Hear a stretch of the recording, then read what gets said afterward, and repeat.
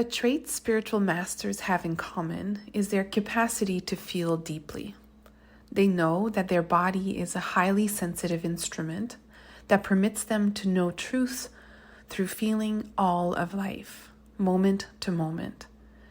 And they no longer need to consciously put up boundaries to protect themselves. Boundaries arise spontaneously from the knowing deep inside them. There is no longer dangers to protect themselves from. All of life is safe when you trust your instrument to lead the way. Fully feeling the depth of each moment without walls is a gift we were all born with. This capacity changes as we grow to adapt to our environment, but we are all called back at one point or another to this innate and embodied ability to know through feeling. When trauma happens, a part of us shuts down, and our subconscious mind doesn't allow us to feel certain aspects of an experience. Fully feeling is interrupted, and a division happens between us and life. When the nervous system is jarred, certain spaces inside ourselves become inaccessible to our conscious awareness, like a fragment of our true self is chipped off and kept at bay.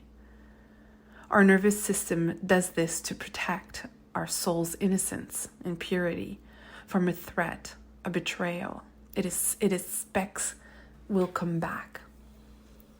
It is that innocence and purity that carry our gifts, our power, the full expression of who we are meant to be.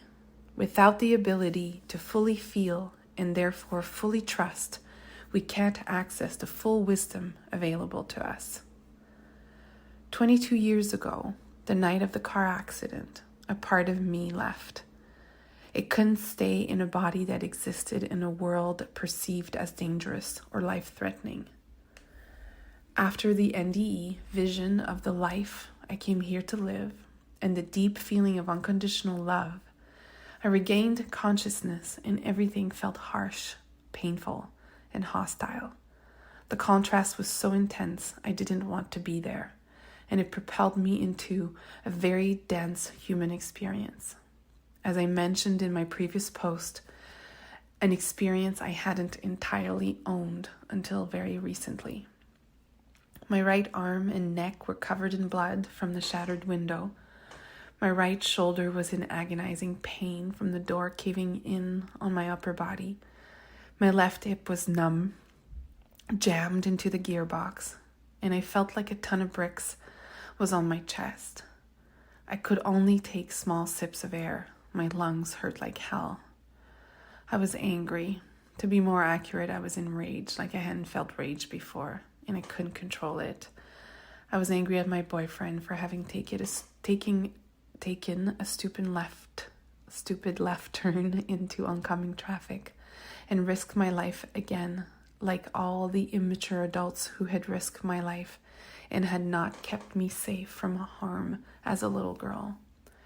I was pissed off at him for frantically trying to pull me out of the passenger window as others tried to pull him away from me.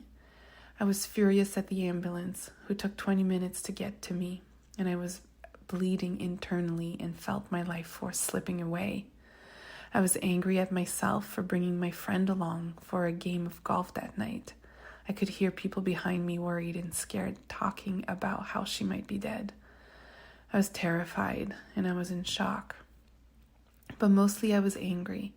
And after 2 decades of dealing with rage calmly and silently, either by freezing or shutting down, I unleashed it toward anyone who would come close to me or speak to me that night. I was blaming everyone, and I was really angry at her, at life. That night, I felt betrayed by her, and I lost trust in her. And this anger would stay trapped in me for decades, keeping my naturally deeply trusting